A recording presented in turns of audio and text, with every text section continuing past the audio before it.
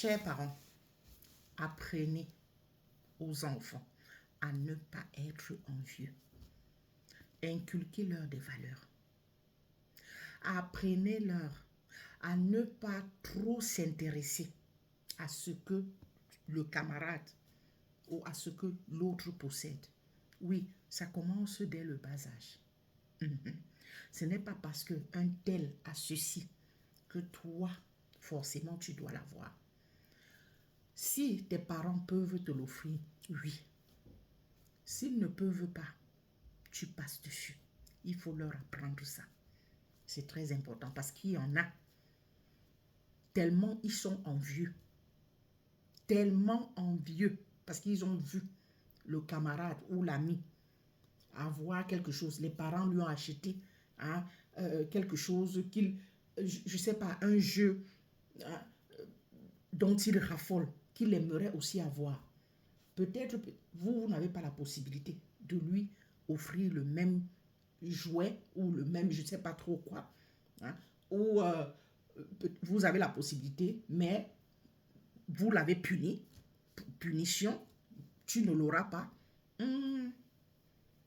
Si vous ne l'avez pas préparé, vous ne l'avez pas éduqué, vous ne lui avez pas inculqué certaines valeurs. Donc ces valeurs-là, à ne pas envier la chose d'autrui, ça va tourner autrement. Oui, parce que l'histoire que je m'en vais vous raconter là, il s'agit d'un gamin. À l'époque, il avait 15 ans. Et sa sœur en avait 11. Et leur dernier, dont ils étaient 3, je crois, devait avoir 6 ou 5 ans comme ça.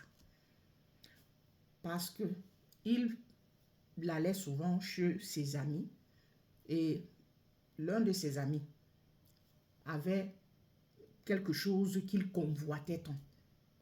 Il avait tant souhaité l'avoir. À la maison, il en avait parlé. Il avait dit à ses parents qu'il souhaiterait avoir ceci. Les parents lui ont dit, on ne peut pas. C'est qu'eux, ils ne peuvent pas. Ils n'avaient pas la possibilité de le lui offrir. On ne peut pas te l'offrir. Il n'a pas entendu ça de cette oreille. Il a fait une première boutade, donc une bêtise. Les parents lui ont dit, si tu continues, on va te coller une punition. C'est quelqu'un qui aimait bien jouer, donc je veux dire, il avait des activités, il participait aux activités telles le football, le basketball et autres. Il s'est encore mal comporté une seconde fois. C'est là où la maman lui a dit, bon voilà, tel jour, tu n'iras pas à ton match, aux entraînements de football. Ajouter au fait que les parents ne pouvaient pas lui offrir ce truc-là. Je ne sais pas si c'était une console, aucune idée qu'il avait vu chez son ami là. Dans sa tête là, ça a disjoncté.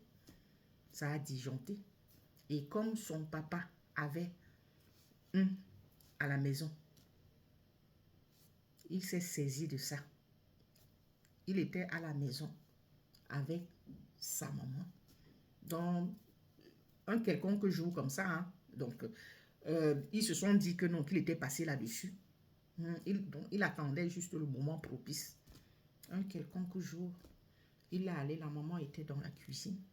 Il est allé se saisir de ce machin. Il est venu, pop, la maman dans le dos, puisqu'elle était à la cuisine. Dans le dos, pop. La petite qui avait 11 ans à l'époque était allée à un cours de, je sais pas, de ballet, quelque chose comme ça. Le papa, il était au travail. Le tout petit de 5-6 ans était dans sa chambre. On ne sait plus trop ce qu'il faisait, mais il ne savait pas ce qui se passait en bas. Donc, il a fini avec sa maman. Il est allé s'asseoir au salon et regarder sa télé.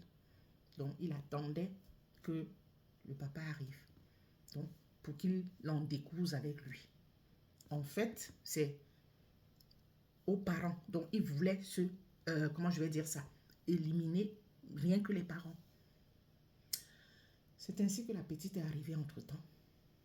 Donc, quand elle entre, directement, il lui pointe. Elle a cru que c'était une blague.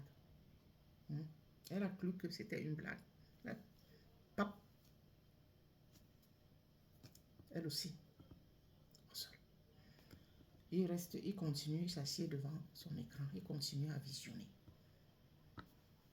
Le papa arrive. Il est à la voiture, il entend son papa arriver. Le papa arrive. Dès que le papa ouvre la porte, directement, pap, il finit aussi avec le papa. Donc, et là, le petit a entendu cette fois-ci, puisque c'était deux. Pour le papa, c'était deux. Pap, pap. C'est là où il entend, il arrive, il se place aux escaliers. Ils ont échangé les regards. C'est lui qui raconte, hein. C'est lui, c'est celui dont c'est lui qui raconte. Au procès, il raconte qu'ils ont échangé les regards. Il ne voulait pas. Il ne voulait pas finir avec lui. Mais comme il avait vu faire, il a dit, bon, voilà. Tu es une victime collatérale. Là aussi, pap. Et avant de s'enfuir, il s'est saisi du chéquier de sa maman. Donc, en fait, pour aller s'offrir tout cette gadget-là qu'on lui avait refusé. C'était encore un enfant. Désolée, j'ai été interrompue. Je vais continuer. C'est la raison pour laquelle je préfère souvent faire mes vidéos dans la voiture. Parce qu'une fois à la maison, là, ce n'est plus évident, à moins que je sois seul. Une fois à la maison, si ce n'est pas un qui sort par là, c'est l'autre qui sort de l'autre côté. Tout ça là. Donc, voilà. Donc, il s'est saisi du chéquier de sa maman pour aller s'offrir tout ce dont il avait besoin, en fait, tout ce qu'il avait demandé et qu'on ne pouvait pas lui offrir. Mais seulement, étant encore un enfant, il a oublié qu'il laissait des traces. Eh oui. Donc, c'est à travers les achats et consorts qu'on a pu mettre la main sur lui et qu'il a raconté cette histoire. Que, en fait, c'est parce que... Oui, je reviens clôturer. J'espère que je vais clôturer. Encore interrompu. Désolée. Donc, c'est à travers les achats qu'il faisait, bon, laissant des traces, c'est comme ça qu'on a pu mettre la main sur lui. Et il a raconté comme quoi tout ceci, il a été, je ne sais pas, donc le fait de voir ses amis avoir des choses et lui pas, et que chaque fois qu'il faisait une bêtise, il fallait toujours qu'on lui interdise ci, qu'on lui interdise ça.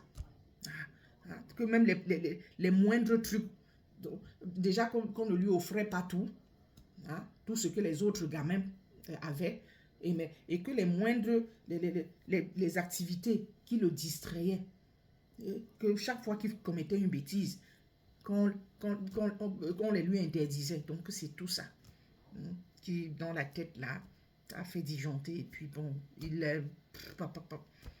il voulait éliminer juste les parents, donc, et que ses frères étaient des victimes collatérales.